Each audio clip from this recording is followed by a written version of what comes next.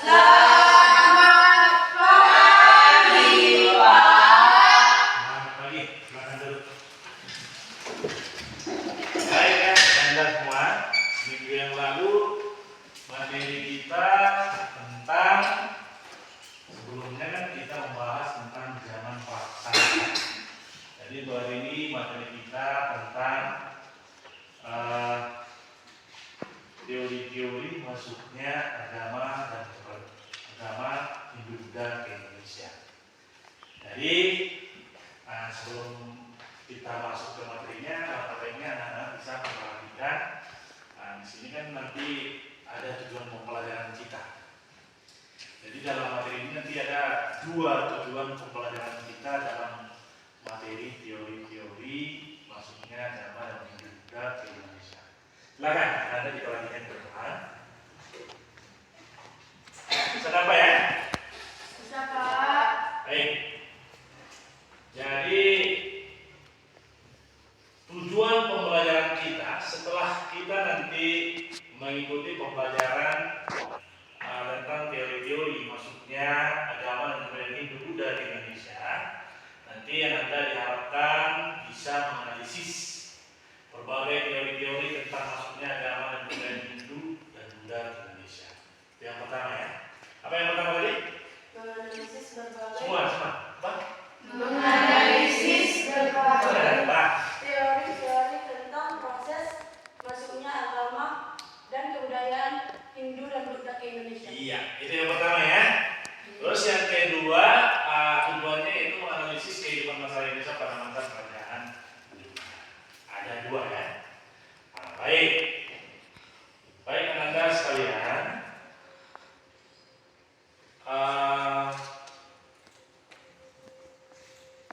Sebelum Bapak lanjutkan, ada yang tahu apa? Ada yang tahu kapan masuknya agama Hindu-Buddha di Indonesia? Nggak tahu ya? Pak. Tahu ya, kapan masuknya? Coba perhatikan.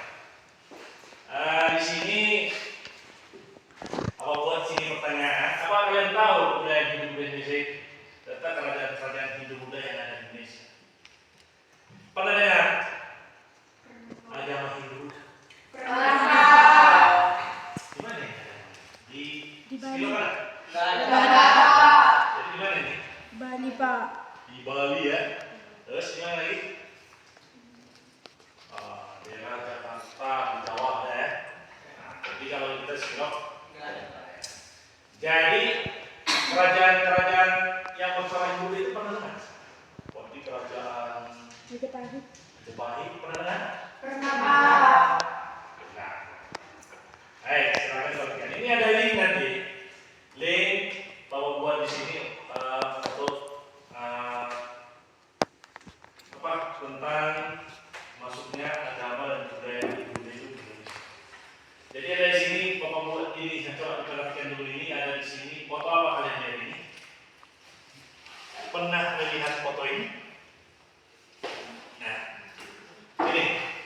Kenapa ya? Nampak, Pak. Apa ini? Itu salah satu peninggalan daripada agama Hindu-Buddha di Indonesia. Kalau saya pernah dengar namanya Yupa ya. Apa namanya? Yupa. Yupa ini merupakan salah satu peninggalan agama Hindu-Buddha di Indonesia. Coba lihat dulu bagaimana penyebaran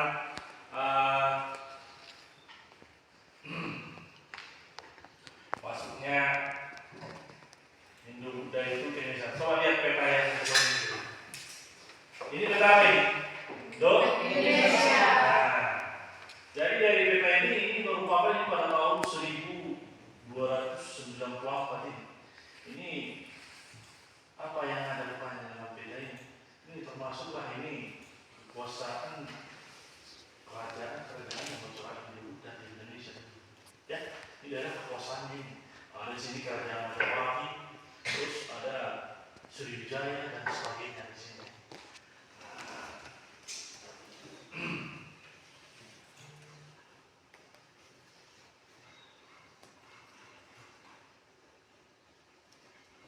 Oke, baik. Oke, itu hanya sekilas kalian bisa melihat apa itu termasuk peninggalan daripada agama Hindu. Jadi untuk hari ini anak-anak, sekilas Bapak jelaskan tentang materi kita, yaitu tentang teori-teori masuknya agama Hindu di Indonesia. Jadi masalah yang akan kita bahas di sini bagaimana masuknya agama Hindu ke Indonesia itu. Masuknya agama Hindu ke Indonesia itu ada beberapa hipotesis yang membahas itu. Hipotesis itu teori-teori tadi. Ada 5 teori. Teori apa? Nah, masalah. Teori yang pertama ada teori kesatria, Brahmana, Waisa, terus ada sutra, ada Anushmana. Jadi masuknya agama Hindu ini merupakan yang 5 ini merupakan pandangan atau teori atau hipotesis tentang masuknya agama Hindu ke Indonesia. Jadi ini menjadi yang akan kita bahas pada hari ini. Yang kita bahas pada hari ini telah kita membahas tentang beberapa teori tadi. Nah, bagaimana cara membahasnya? Karena ini merupakan suatu masalah. Jadi kita lihat dari 5 teori itu nanti bagaimana kelemahan dan kelebihan daripada setiap teori. Jadi untuk selanjutnya nanti Bapak akan membagikan beberapa kelompok anak sekalian untuk membahas setiap teori ini agar didiskusikan. Setelah nanti didiskusikan, hasilnya nanti dituangkan dalam LKPD yang Bapak serahkan pada tiap kelompok. Terus nanti akan kita sajikan dan presentasikan ke depan, ya. Baik, tapi sebelumnya tadi Bapak lupa. Untuk absen, Dr. hadir semua kan? Hadir. Jadi nggak perlu lagi Bapak absen satu-satu ya? Iya Pak. Alhamdulillah hadir semua. Baik, kalau hadir semua, sekarang Bapak bagi kelompoknya aja lah ya, peserta apa namanya? Bapak bagi kelompok peserta Bapak berikan lembar kerja yang akan dikerjakan oleh anak-anak sekalian. Mungkin absennya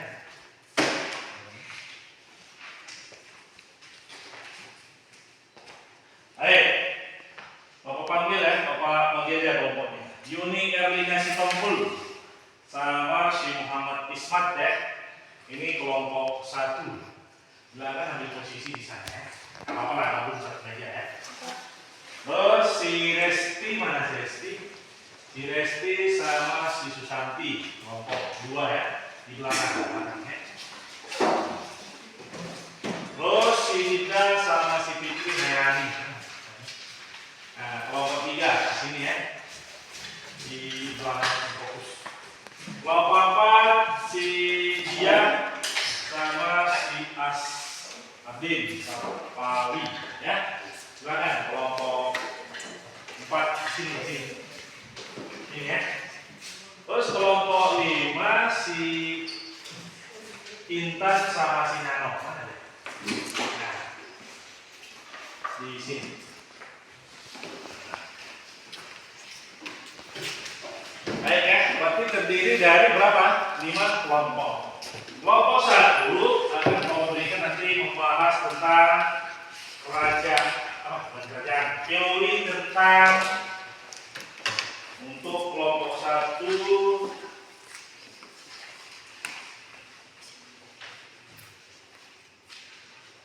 teori Brahmana ya. Kelompok 2 teori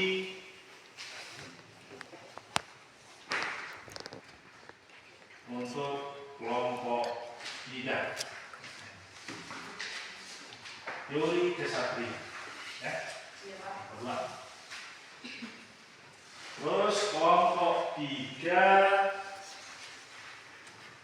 teori Waisa ya. Kelompok 4 teori sutra. Dan kelompok 5 teori arus balik ya. Coba dilihat tanda lembar kerjanya semua, paham kan? Paham Pak. Lihat dulu halaman depannya ya. Ya Pak.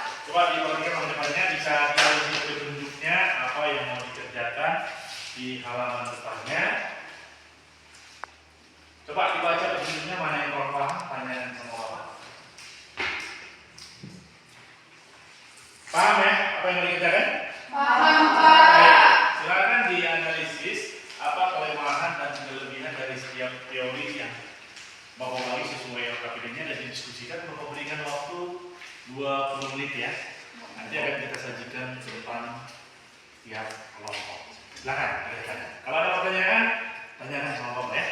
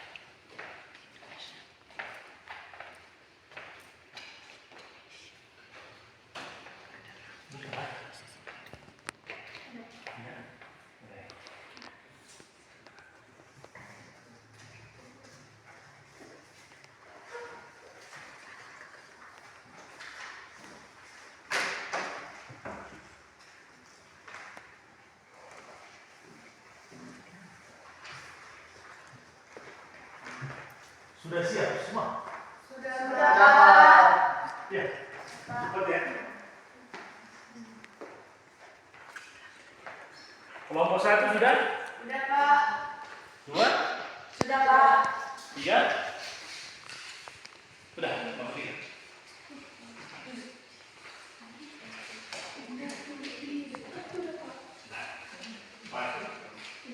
Baik ya, kalau sudah semua kelompoknya, cepat juga ya, nanti udah paham betul ini karena belajar di rumah. Semangat masih ya? Semangat. Baik, kalau sudah, bagaimana kelompok 1 duluan atau kita acak? 1, Pak. 1 ya. Baik. Kelompok 1 silahkan disajikan atau dipresentasikan hasil kelompoknya ke depan. Dan nanti ada kelompok yang lain memberikan masukan atau pertanyaan ya. Iya, Pak. Tapi kalau maju kelompok 1 pembandingnya kelompok 2. Begitu seterusnya. Iya, Dan Pak. tidak menutup juga sebenarnya nanti yang membandingkan itu atau yang memberikan masukan dari kelompok yang lain. Nah, di sini aja ya. Lanjut.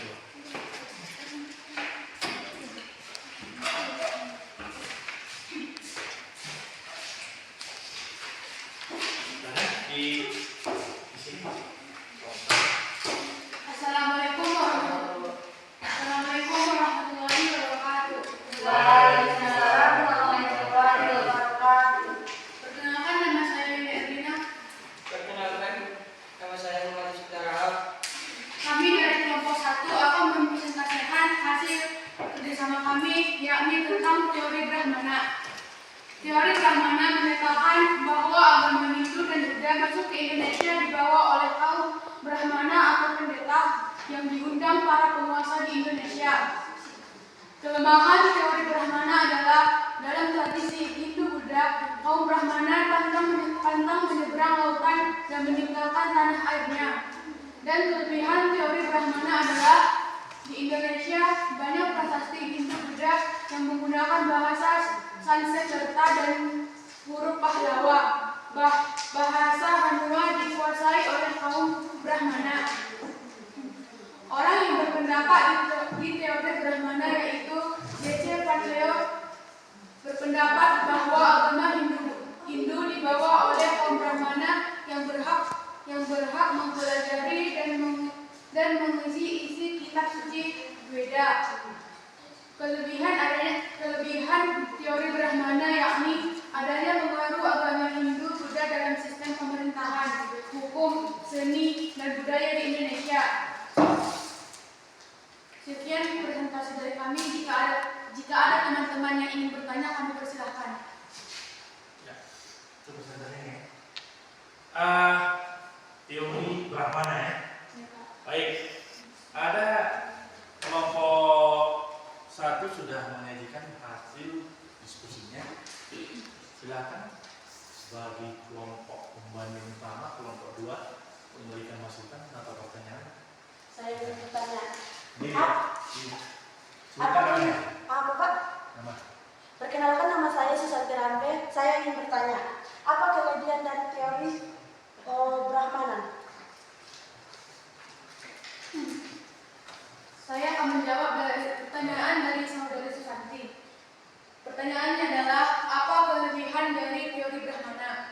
Kelebihan dari teori Brahmana adalah adanya pengaruh agama Hindu Buddha dalam sistem pemerintahan, hukum, seni, dan budaya di Indonesia. Cukup. Iya, Pak, terima kasih. Baik, itu dari Susanti. Ada lagi dari kelompok yang lain? Ya. Saya bertanya, nama saya Resti Elmawita-Zuhur. Saya Nanti bertanya, lagi siapa namanya? Resti, Pak. Resti ya. Bukti apa yang menguatkan teori Brahmana? Bukti apa yang menguatkan teori Brahmana? Saya akan mencoba menjawab pertanyaan dari teman saya Resti. Pertanyaannya adalah, bukti apa saja yang memperkuat teori masuknya Hindu Buddha? Saya ulangi, saya akan menjawab pertanyaan dari teman saya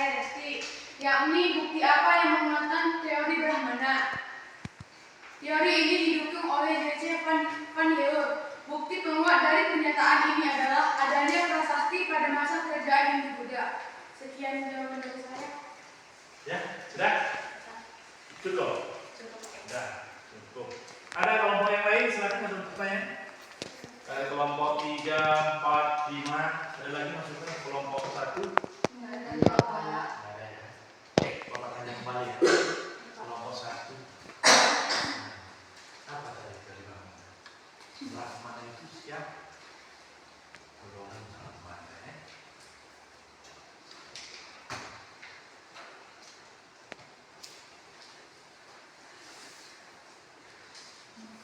Loh, golongannya mana? Coba perhatikan teman. Ya. Nah, teori Brahmana. Terus di sini yang tokohnya siapa? Van Leeuwen. Terus dalam tradisi Hindu Buddha kaum Brahmana pantang menyeberang lautan. Ya. Kalau di Indonesia banyak prasasti Hindu Buddha yang menggunakan bahasa Sanskerta dan huruf pahlawan. Jadi ini bahasa tersebut pada saat itu hanya dikuasai oleh kaum Brahmana. Jadi siapa kaum Brahmana ini? Siapa saja orang ini? Nah, jadi silakan diperhatikan. Teori Brahmana ini bahwa budaya Buddha ini itu menyebar di Indonesia dibawa oleh golongan Brahmana. Jadi berdasarkan pengamatan terhadap sisa-sisa peninggalan kerajaan-kerajaan Buddha Indonesia menggunakan bahasa Sanskerta dan pahlawan. Karena golongan Brahmana lah yang menguasai bahasa dan huruf. Brahmana ini yang bawa siapa? Kaum Brahmana. Nanti golongan seperti para pendeta. Ya. Terus dari mana? Dari India. Datang orang itu ke Indonesia dan menyebarkan agama Hindu Buddha di Indonesia. Itu dia. Jadi di sini kan dia kan teori-teori ini kan dia golongan-golongan mana nih yang membawa masuknya agama Hindu Buddha itu di Indonesia. Katanya ada 5 teori tadi. Yang pertama Satya, Brahmana, Waisa, Sutra, Arus Madu. Jadi yang pertama ini tadi sudah dijelaskan oleh kelompok 1 kelemahan dan kelebihan dan berat dari Brahmana. Dan kebenaran sebenarnya juga pertanyaan dari kelompok lainnya. Apa rasa mungkin ke kelompok 1 itu ada lagi mau ditambahin kelompok 1? Pas. Kalau nggak ada, apa rasa ke kelompok 1 itu ada presentasinya, silakan ditutup kembali ke tempat. Sekian presentasi dari kami. Jika ada yang salah kami mohon maaf. Wassalamualaikum warahmatullahi wabarakatuh.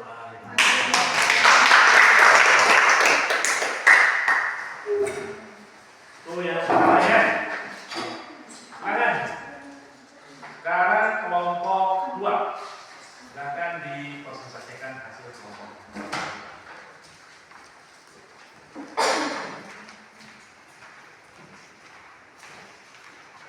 Assalamualaikum warahmatullahi wabarakatuh. Waalaikumsalam warahmatullahi wabarakatuh. Sebelumnya terima kasih kepada Bapak dan teman-teman telah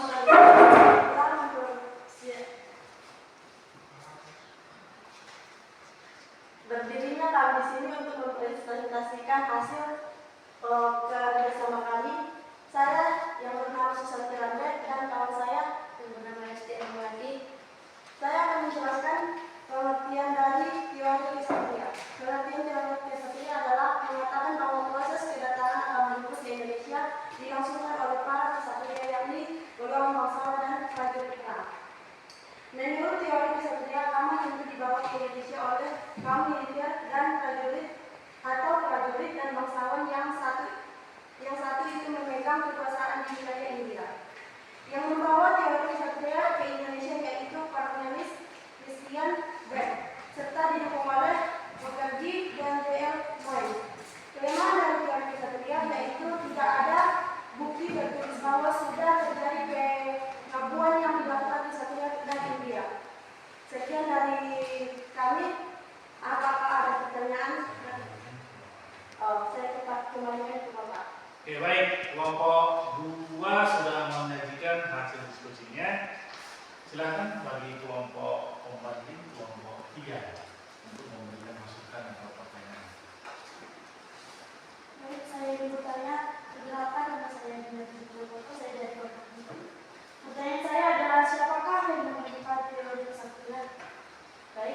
bilang sebenarnya. Siapakah yang menemukan teori kesatuan? Siapakah yang menemukan teori kesatuan? Ya, langsung aja lah. Ada lagi langsung dijawab aja di semua. Ada lagi yang mau tanya? Perkenalkan, nama saya Devi Nairani dari kelompok 3. Saya ingin pertama apa isi dari teori kesatuan? Ya. Apa isi dari teori kesatuan?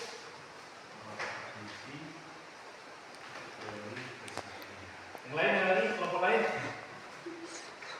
Nah, dari di sini untuk kelompok 2 ada 2 pertanyaan di sini. Dari si Dinda tadi, siapakah yang menemukan teori kesatuan? Langsung aja dibahas.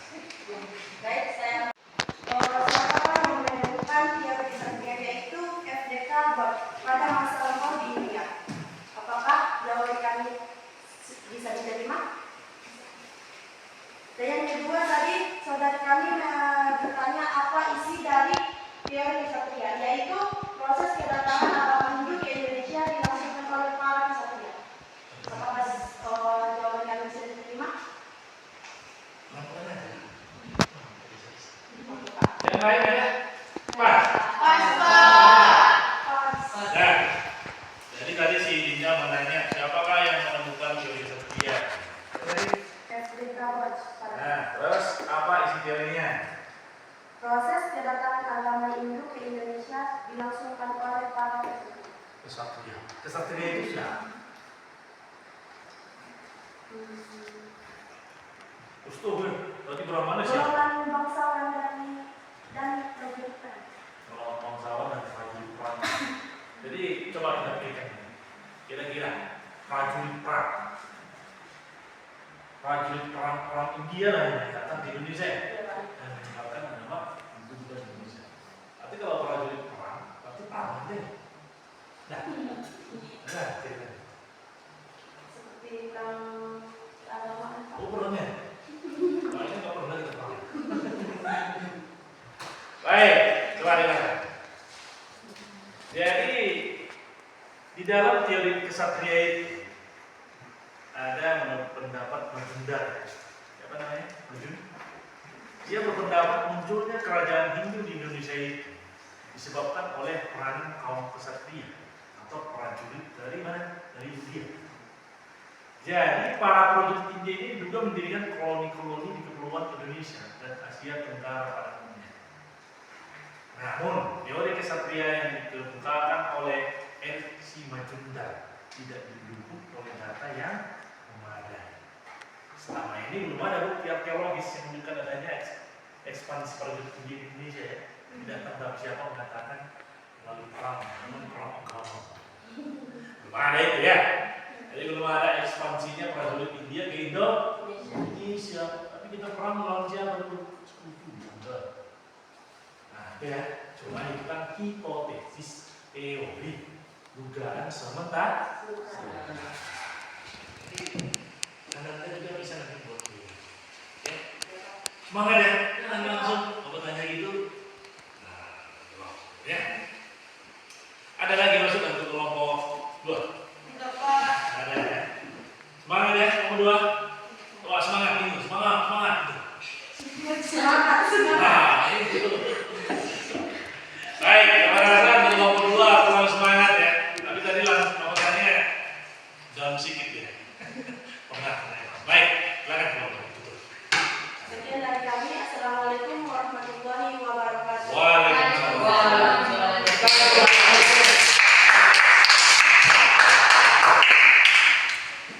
Jadi Anda sekalian, untuk teori ini sekalian, misalkan kan teori Brahmana tadi siapa itu golongannya Brahmana itu, terus teori kesatria siapa golongannya kesatria itu, terus ada lagi teori apa? Teori Waisa, Sutra, naik harus, ya. Baik, kita lanjut ke kelompok ketiga. Silakan maju si Dinda ya, sama si Fikri. Kelompok 3. Assalamualaikum warahmatullahi wabarakatuh. Waalaikumsalam wabarakatuh. Perkenalkan, nama saya Dilan Sakoto dan teman saya Putri Nairani. kami lagi di sini untuk mempresentasikan tentang teori Waisya.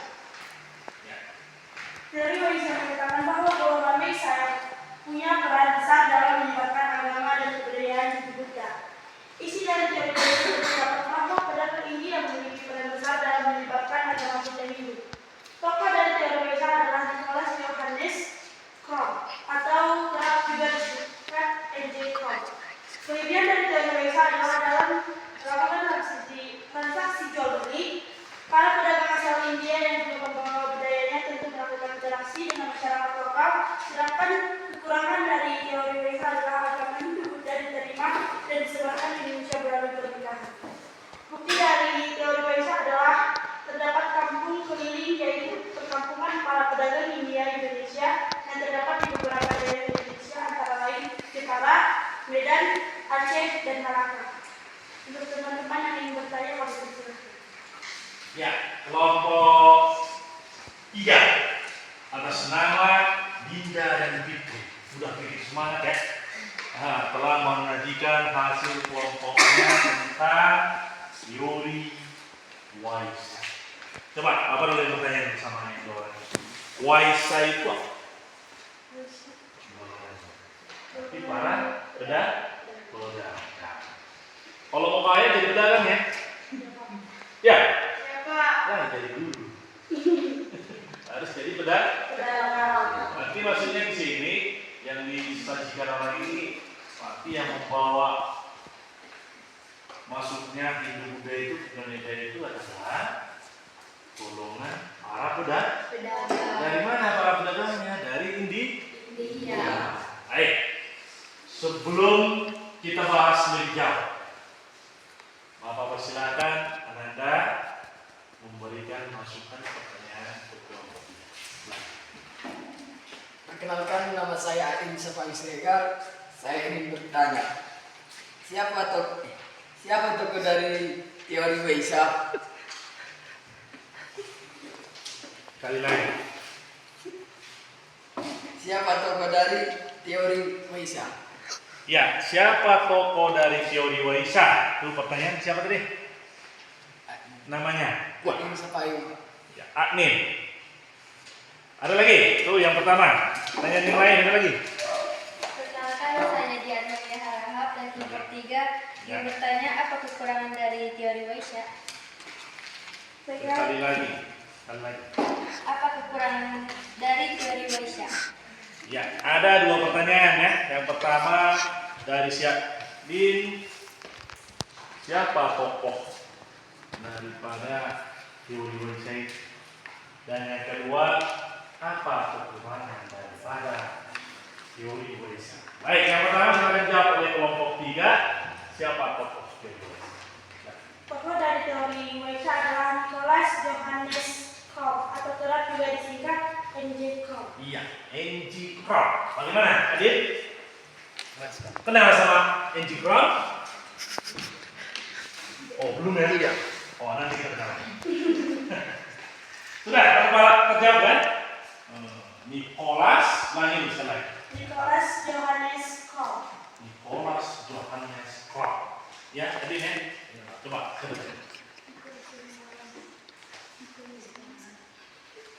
Lagi sekali dulu. Bentar deh.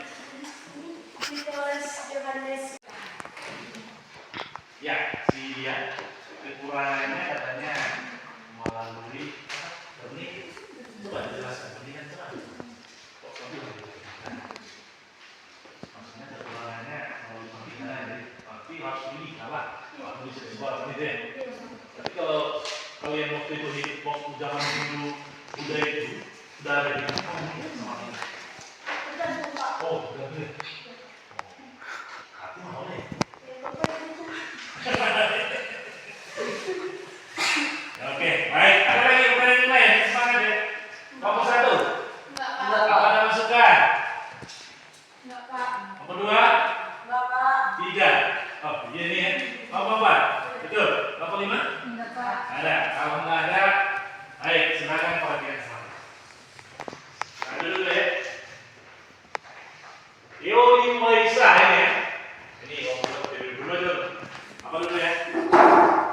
Apa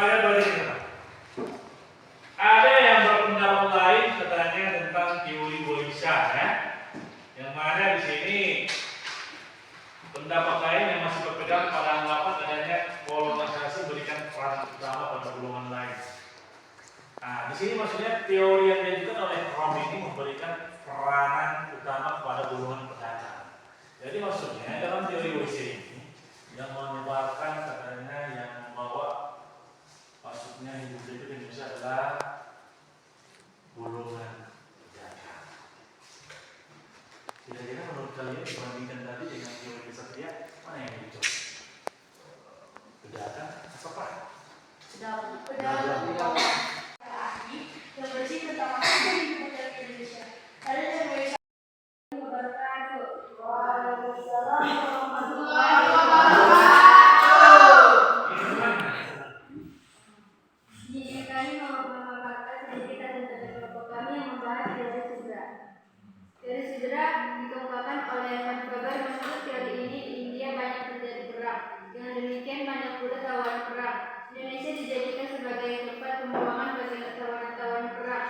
Para wartawan perang itulah yang menyebarkan kebudayaan Hindu di Indonesia.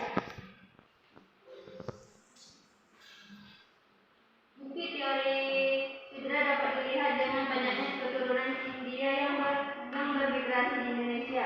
Teori sudra menerangkan bahwa agama Hindu masuk ke wilayah Nusantara ini dibawa oleh para golongan sudra atau disebut juga sebagai budak.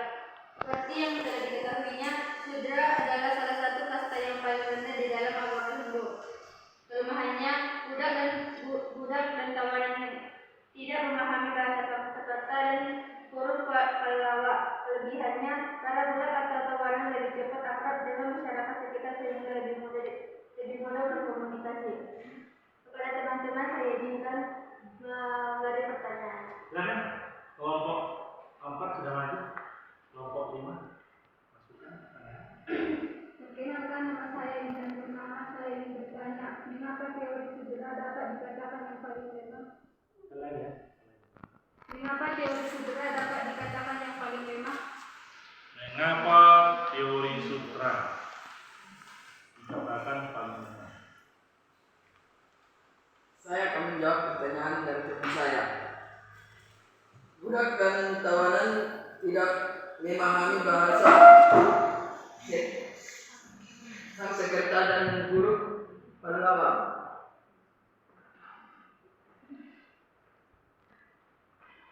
Apakah teman kami pasti menjawab kami? Sudah. Baik, cukup katanya. Terus yang kedua, silakan. Ada lagi yang bertanya? 2 pertanyaan. Pas. Yang lain ada? Baik. Kalau ada pertanyaan, saya jelaskan ya. Yang keempat ini namanya apa? Teori sutra. Sutra itu siapa ya? Arah tawanan perang. Jadi katanya masuknya dalam hidup itu memberi semacam ini kawanan. Kenapa dia katakan paling lemah? Iya. Ya. Jadi ini kan hanya teori, hipotesis, dugaan semua. Baik, Bapak rasa mungkin itu sekilas tentang teori sutra. Ada lagi kelompok yang mau bertanya atau udah pas semua? Kalau sudah, silahkan disimpulkan teori sutra. Teori sudra dikemukakan oleh Evan Faber. Menurut teori ini, di India banyak terjadi perang. Dengan demikian banyak pula tawanan perang. Indonesia dijadikan sebagai tempat pembuangan bagi tawanan-tawanan perang. Para wartawan perang itulah yang menyebarkan kebudayaan Hindu di Indonesia. Ya, itu ya. Baik, kita untuk kelompok. Baik, semangat ya kelompok. Silakan ditutup. Kami akhiri dengan Assalamualaikum warahmatullahi wabarakatuh. Waalaikumsalam warahmatullahi wabarakatuh. Nah, kelompok terakhir. Kelompok terakhir. Silakan maju kelompok terakhir. Assalamualaikum warahmatullahi wabarakatuh. Waalaikumsalam warahmatullahi wabarakatuh. Kami dari kelompok 5 akan mempresentasikan hasil diskusi kami. Pengertian dari teori arus balik mengatakan bahwa yang telah bergerak dalam menyebarkan hidup di Indonesia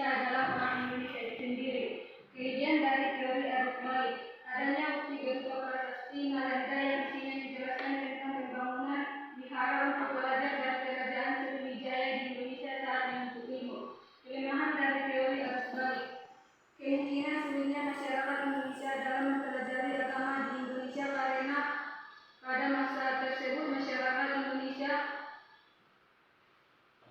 dimulai masih sangat pasif.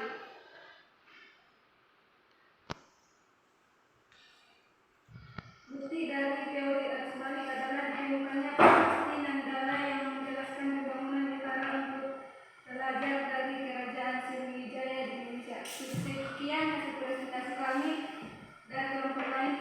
Ada yang ingin bertanya? Ya, itu presentasi dari kelompok 5 ya. Ada masukan dari kelompok lain? Ya, silakan dari kelompok 1. Perkenalkan, nama saya Mirna dari kelompok 1. Saya ingin bertanya, apa kelebihan dari teori arus balik? Apa kelebihan? Teori arus balik. Ya, silakan kelompok 5. Kami akan menjawab pertanyaan dari kelompok 1. Kelebihan dari teori arus balik adanya bukti berupa prasasti Nalanda yang isinya menjelaskan tentang pembangunan wihara untuk pelajar dari kerajaan Sriwijaya di Indonesia saat yang seperti ini. Apakah jawabannya bisa diterima? Nah, itu yang pertama. Sudah.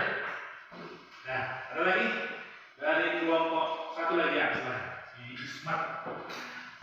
Perkenalkan, nama saya Muhammad Sumberabal. Saya mengatakan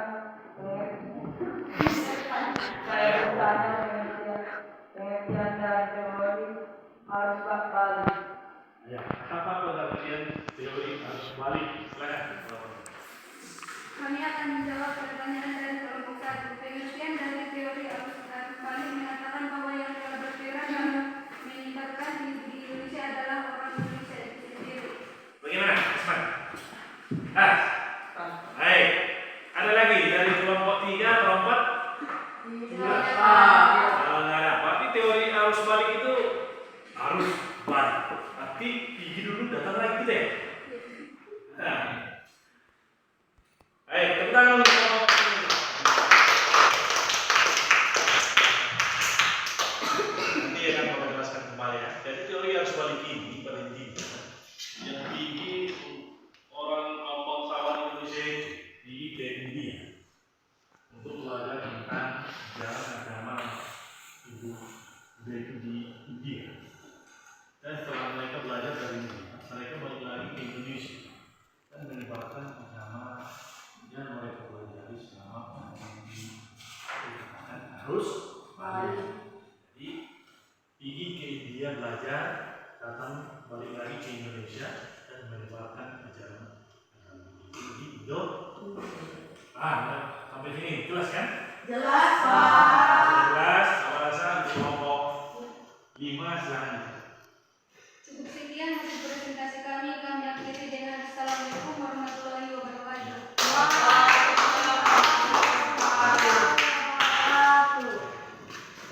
Baik ya. Semuanya sudah maju. Sekarang pada mana?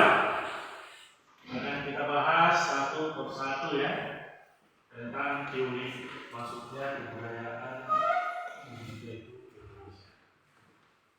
Namanya juga teori itu berarti bisa dikatakan ada juga namanya hipotesis ya. Dugaan sementara. Jadi di sini maksudnya kebudayaan Hindu-Buddha di Indonesia itu. Yang pertama teori Waisak. Siapa di sini? Tokoh N.G. Crow. Siapa namanya? N.G. Crow. Jadi proses masuknya kebudayaan Hindu-Buddha dibawa oleh pedagang India yang menyesuaikan dengan musim untuk berdagang di Indonesia. Dalam waktu tertentu para pedagang menetap di Indonesia sehingga mungkin kan terjadinya perkawinan dengan perempuan pribumi. Mungkin kalau si Santi dulu hidup pada zaman itu, Bapak rasa sudah menikah semua orang. Ya, itu satu. Baik, sampai sini ada pertanyaan, Mas? Sebenarnya ya. Terus yang kedua ada teori kesaktian.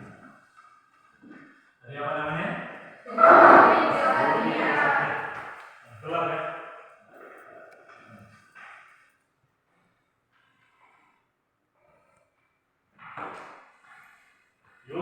kesatria. Jadi ini menurut si Bat menjelaskan golongan kesatria dari India ini ada yang terlibat konflik dalam masalah perebutan kekuasaan di Indonesia. Jadi bantuan yang diberikan oleh para kesatria ini sedikit banyak membantu kemenangan. Sebagai hadiahnya di antara mereka yang kemudian dinikahkan dengan salah satu putri dari kepala suku atau kelompok yang dibantu. Ini menurut teori kesatria. Terus yang kedua menurut Mokerji juga mengatakan bahwa golongan kesatria membawa pengaruh kebudayaan Hindu dan Indonesia. Para kesatria ini selanjutnya membangun koloni-koloni yang berkembang menjadi sebuah kerajaan. Dari sekitar abad ke-5 Masehi itu, ada di antara para keluarga kerajaan India Selatan itu melarikan diri di Indonesia. Waktu kerajaannya mengalami kehancuran.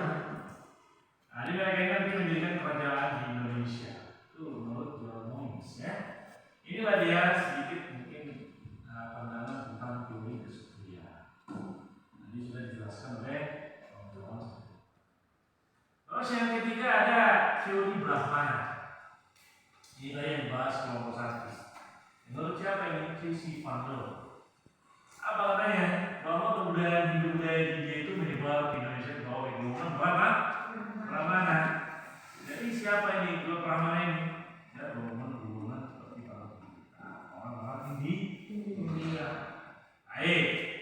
Ada teori arus. Tadi ada satu lagi teori sud. Nah, siapa itu? Melalui tawanan. Ini yang terakhir, teori arus balik menjelaskan peran aktif dari orang-orang Indonesia yang mengembangkan budaya di Indonesia. Teori ini menyebutkan bahwa banyak pemuda Indonesia, siapa? Pemuda Indonesia belajar agama Hindu-Buddha ke India. Setelah memperoleh ilmu yang banyak, mereka kembali ke Indonesia. Jadi yang gigi itu siapa? Pemuda orang Indonesia itu gigi ke India. Sampai di India mereka belajar bahasa Indonesia dan mereka bahkan agama Hindu Indonesia. Jadi nanti pengaruhnya kalau pengaruhnya ini nanti ini di pertemuan selanjutnya ya. Ya Pak. Apa rasa mungkin sampai di sini ada pertanyaan? Ada Pak. Oh, Pak. Kalau nggak ada pertanyaan, berarti bisa kita refleksikan. Maksudnya agama Hindu dan Buddha di Indonesia itu yaitu ada melalui 5 teori. Yang pertama teori apa? Teori Brahmana. Yang bawa siapa? Golongan para pendeta dari India dan Indonesia. Yang kedua teori kesatria. Kesatria itu siapa? Melalui prajurit. Ya. Yang ketiga melalui teori apa? Waisa, para pedagang. Yang keempat teori sutra. Itu melalui kawanan. Dan yang keempat, yang kelima adalah teori arus. Siapa? Para pemuda-pemuda Indonesia itu pergi belajar ke India. Dan setelah mereka memperoleh ajaran tentang agama Hindu itu di India, dan mereka balik lagi ke Indonesia dan menyebarkannya lagi di Indonesia. Sampai sini.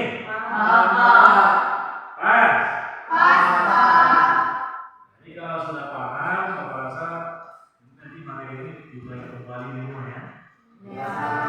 Ya. Jadi kalau sudah pas, sekarang Bapak mau mengevaluasi yang ada sekalian, memberikan evaluasi pada Anda untuk dikerjakan dan dijawab ya.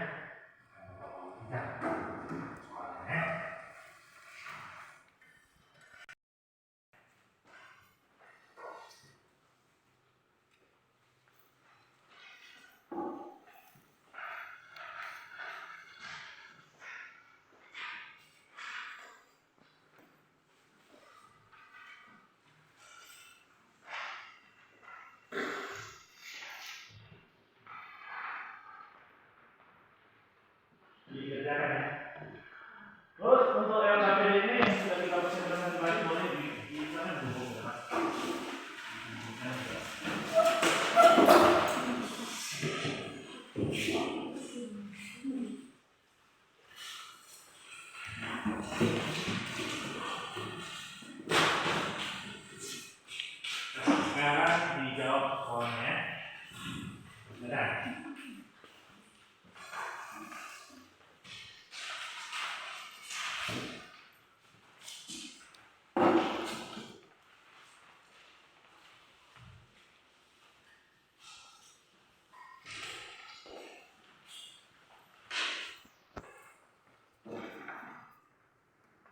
Waktunya kurang lebih 15 menit.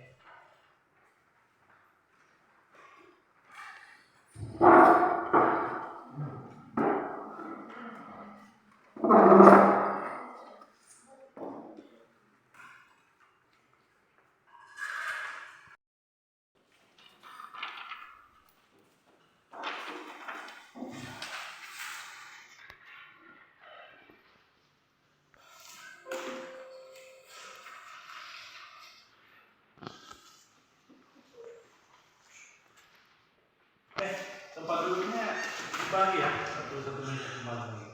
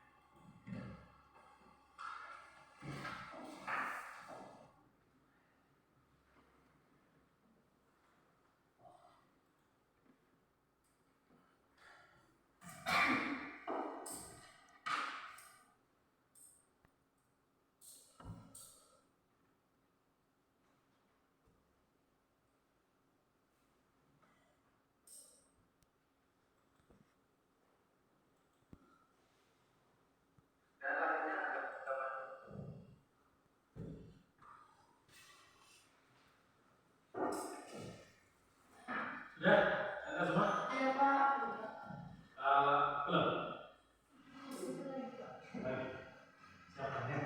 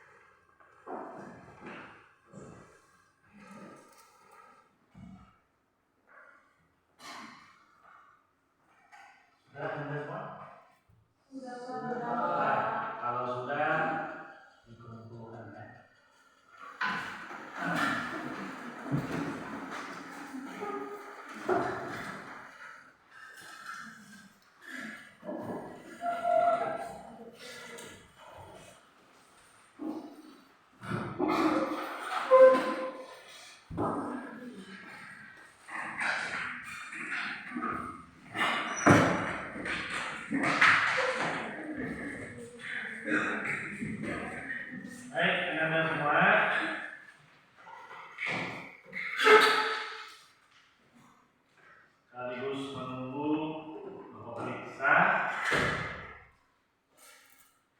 Silakan Anda perhatikan refleksi.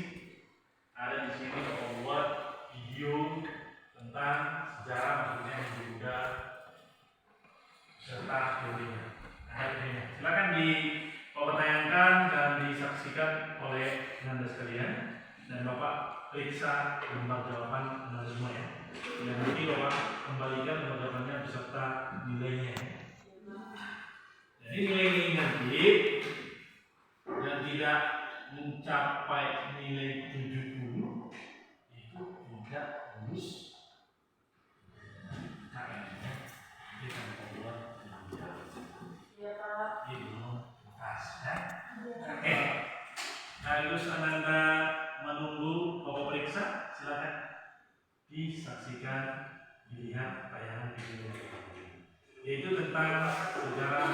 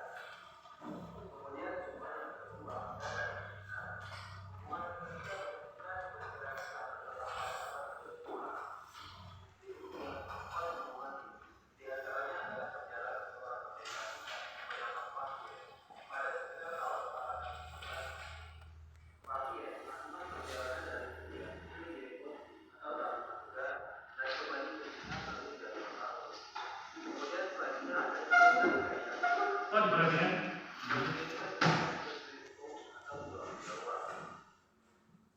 Selanjutnya ada sumber dari hubungan dagang antara Indonesia dengan India dan juga China dapat diketahui dari tulisan judul yang telah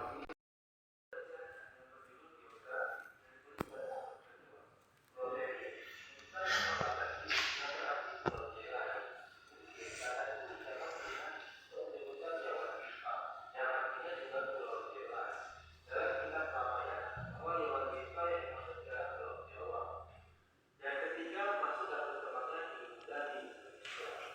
Setelah kita mengetahui mengenai adanya interaksi antara bangsa India dan Indonesia, selanjutnya kita membahas mengenai bagaimana masuknya agama Hindu dan Buddha ke Indonesia. Meskipun secara pasti diketahui, akan tetapi pada tahun 400 Masehi atau sekitar abad ke-5, dipastikan agama Hindu dan Buddha telah berkembang di Indonesia. Hal ini dibuktikan dengan temuan prasasti Bilma yang ada di Kalimantan Timur.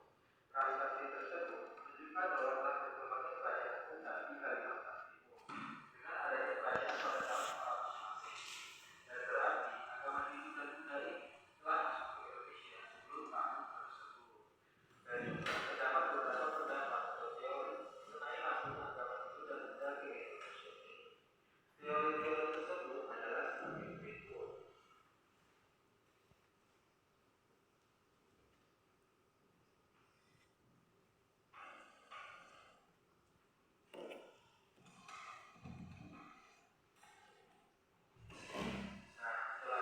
Silakan mengenai sejarah Buddha di Indonesia. Di akhir video akan ada soal yang bisa kalian bacakan sebagai berikut. Dan jika ada pertanyaan, silakan.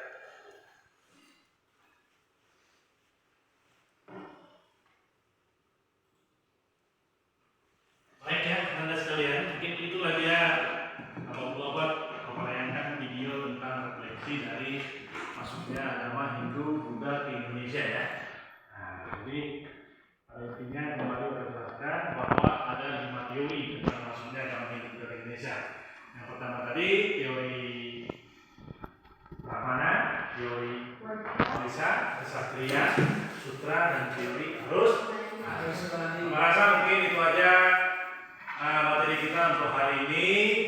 Mudah-mudahan apa yang kita pelajari hari ini bermanfaat untuk kita semua, dan silakan Anda kembali di rumah mengulangi kembali materi yang kita pelajari pada hari ini. Nah, masih semangat ya? Saya saja, dan Bapak akhiri dengan wabillahi taufiq wal hidayah. Assalamualaikum warahmatullahi wabarakatuh. Waalaikumsalam warahmatullahi wabarakatuh. Baik, sebelum kita pulang, ada baiknya kelas menyiapkan sebelum kita pulang.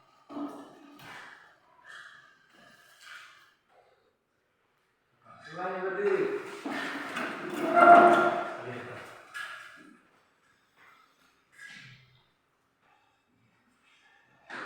Sebelum kita pulang, marilah kita berdoa untuk segala yang terjadi dalam dunia ini.